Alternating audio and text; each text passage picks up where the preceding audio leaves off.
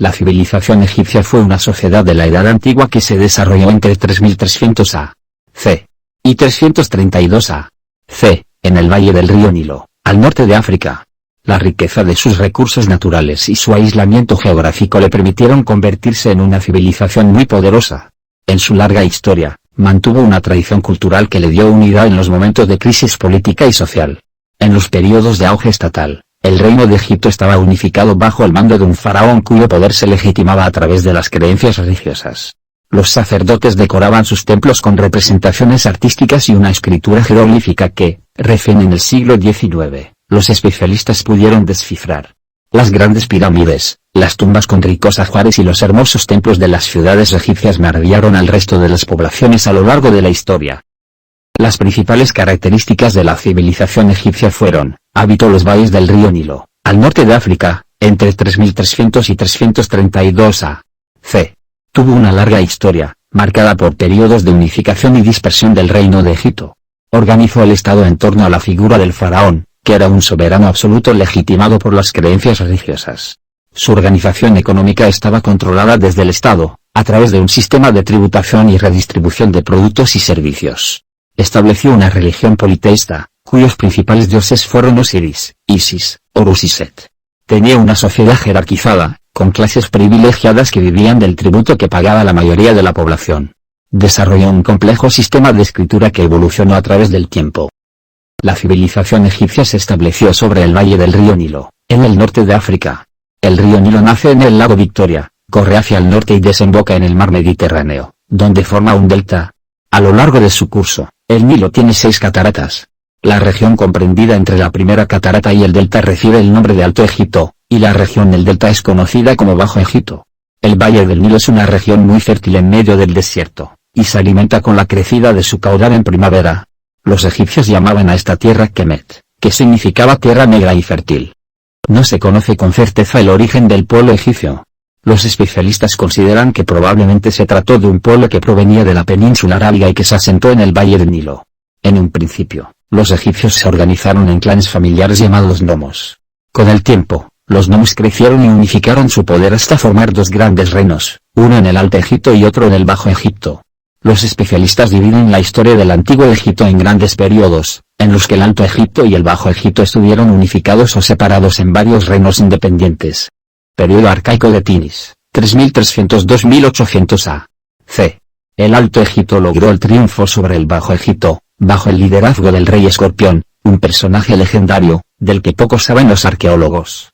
El rey Menes se proclamó faraón del Egipto unificado y estableció la capital en la ciudad de Tinis, desde donde gobernaron las 2 primeras dinastías de faraones.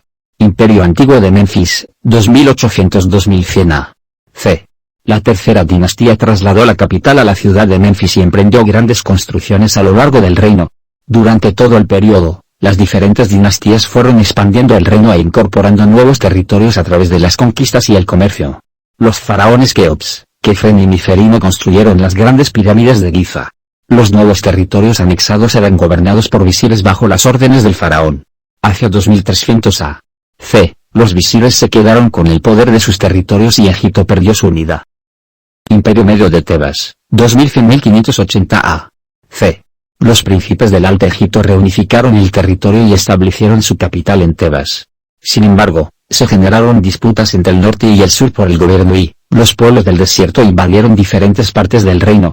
La crisis dividió el imperio en diferentes reinos y Egipto volvió a perder su unidad.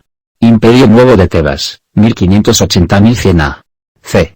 Los príncipes de Tebas lograron derrotar a los pueblos del desierto libio y reunificaron Egipto. Los faraones Amenofis y Ramsesi retomaron la expansión territorial y conquistaron territorios de Asia. Periodo Bajo de Sais, 1100-332 a.C. Nuevos conflictos entre las clases altas de jefes militares y sacerdotes llevaron a una crisis política, a la que se sumó la invasión de los asirios. Hacia el siglo VII a.C., el faraón Pasmético I logró centralizar de nuevo el poder y estableció la capital en Sais, una ciudad del delta. Luego, los persas invadieron el reino y los faraones dependieron de sus alianzas con reinos extranjeros para mantener su independencia.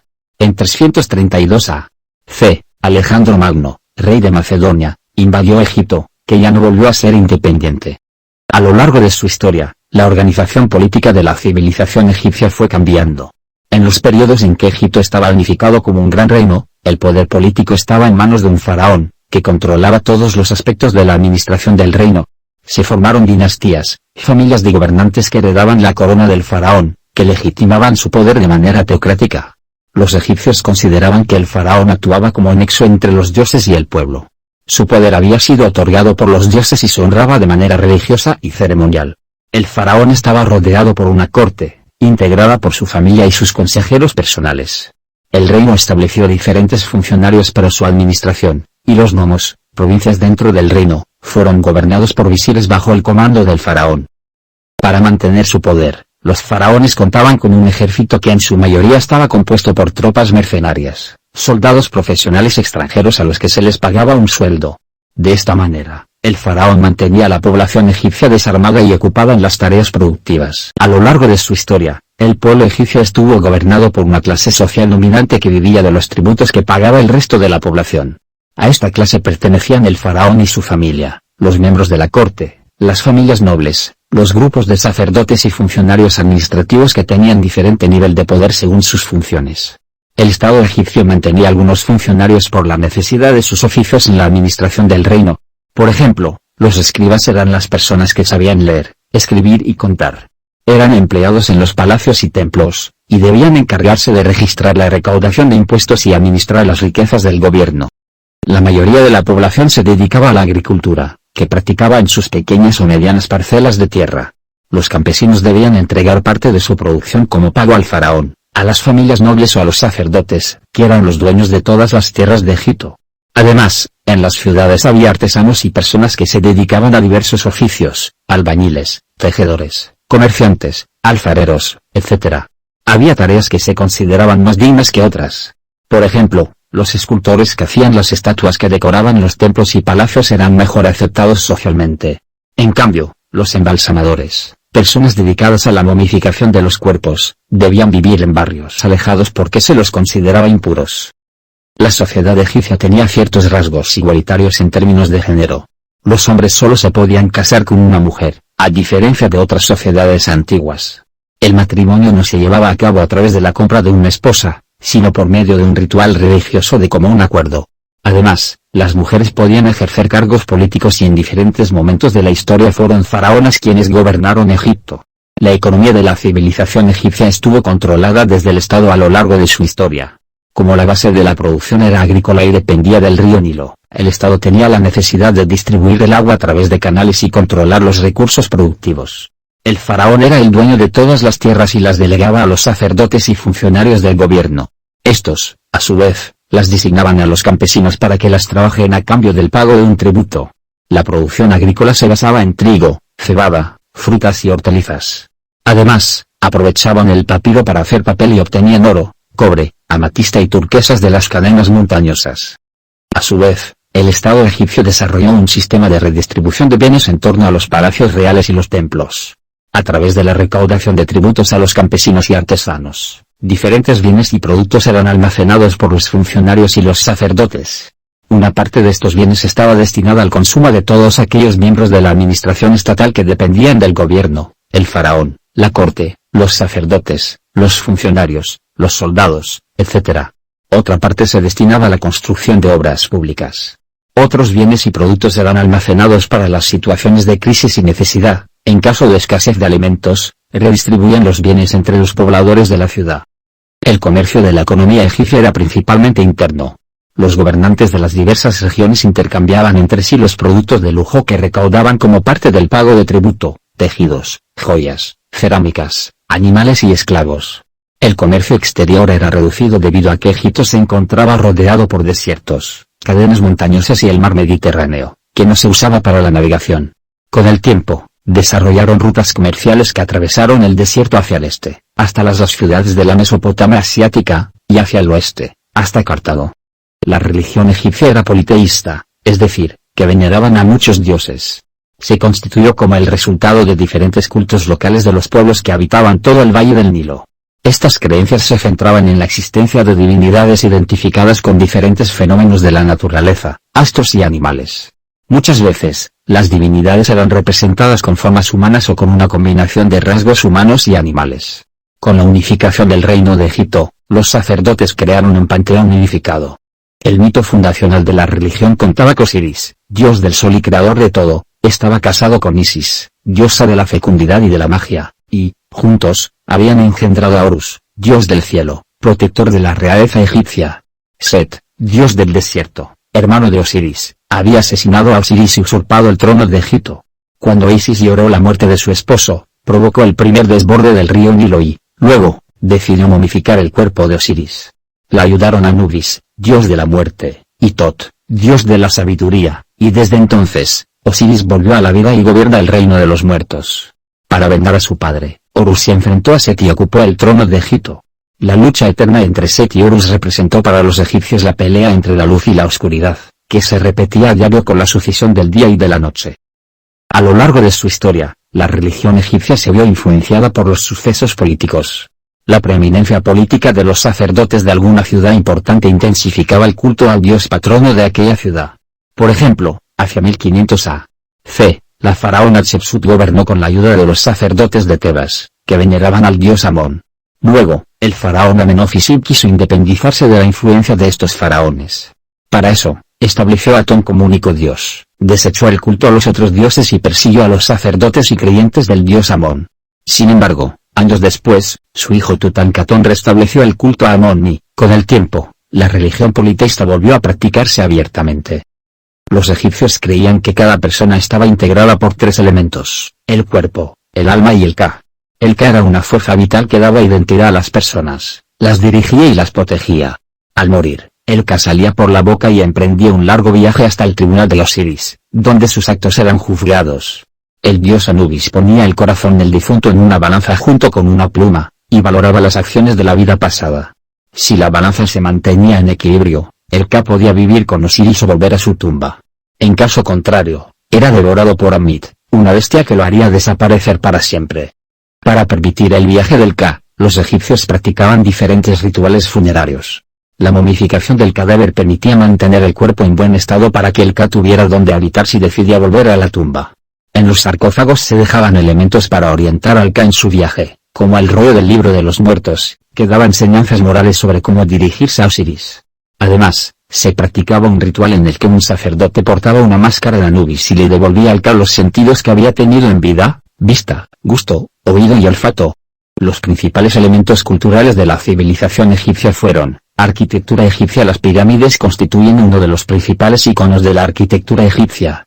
Consisten en majestuosas construcciones de piedra que funcionaban como tumbas y que permitían al alma del faraón emprender su viaje hacia otra vida. Disponían de un complejo sistema de pasillos y recámaras. En la cámara principal, de más difícil acceso, ubicaban el cuerpo momificado junto con numerosas pertenencias, comida, bebida y objetos de valor que podrían serle útiles al alma en otra vida. La Gran Pirámide de Giza fue mandada a construir por el faraón Keops alrededor del año 2570 a.C., y su base mide 440 codos x 440 codos, que equivale a 230,56 metros x 230,56 metros. Se estima que su construcción duró 20 años y que requirió el trabajo de unos 10.000 hombres. Actualmente es la más antigua de las 7 maravillas del mundo. La mayoría de las pirámides han sido saqueadas a lo largo de la historia, debido a la cantidad de objetos de valor que contenían. Sin embargo, los arqueólogos han podido conocer detalles asombrosos gracias a las escrituras en jeroglífico que abundan en las paredes de estos templos. Los egipcios desarrollaron un sistema de escritura jeroglífica.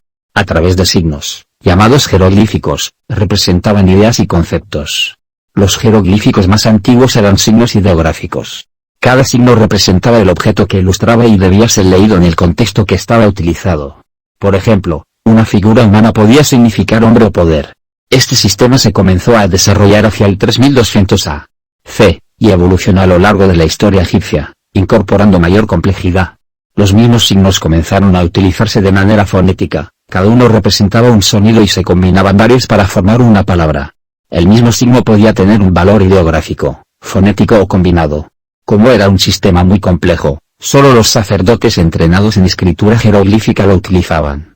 Los sacerdotes registraron las creencias y los ritos egipcios en las paredes de los templos, las tumbas, los monumentos y los palacios. Con el tiempo, se desarrolló otro sistema de escritura para escribir en papiros, que era más simple, el hierótico. Era utilizado por los escribas de los palacios y templos para redactar textos administrativos y contabilizar los recursos. También lo utilizaban los sacerdotes o sabios que desarrollaban conocimientos científicos y religiosos. En el último periodo de la historia egipcia, se creó otro sistema de escritura conocido como demótico, aún más sencillo que el hierótico. Debido a sus avanzados conocimientos en matemática y mediciones, los egipcios manejaron los números y los cálculos como en ninguna otra civilización. Crearon una forma de medición denominada codo que se calculaba midiendo la longitud del antebrazo, desde el codo hasta la punta de los dedos. Posteriormente desarrollaron el cálculo en codo real que equivalía a 0,524 metros de longitud y se subdividía en 7 tramos de 4 dedos cada uno, con un total de 28 dedos por unidad de medición. Las creencias religiosas sobre la muerte y la resurrección, sumado a los conocimientos sobre anatomía y química, hicieron que la civilización se destacara en el campo de la salud. Los egipcios creían que las enfermedades eran enviadas como castigo por los dioses o que eran espíritus malvados que estaban en el cuerpo y tenían que ser expulsados por medio de rituales o conjuros. Debido a la tradición de momificar, desarrollaron habilidades para conocer las distintas partes del cuerpo y asociarlas con ciertas enfermedades. Lograron identificar hasta 28 tipos de lesiones diferentes, y han llegado a realizar cirugías, de las cuales se hallaron rastros en algunas momias, como perforaciones de cráneo o remoción de tumores.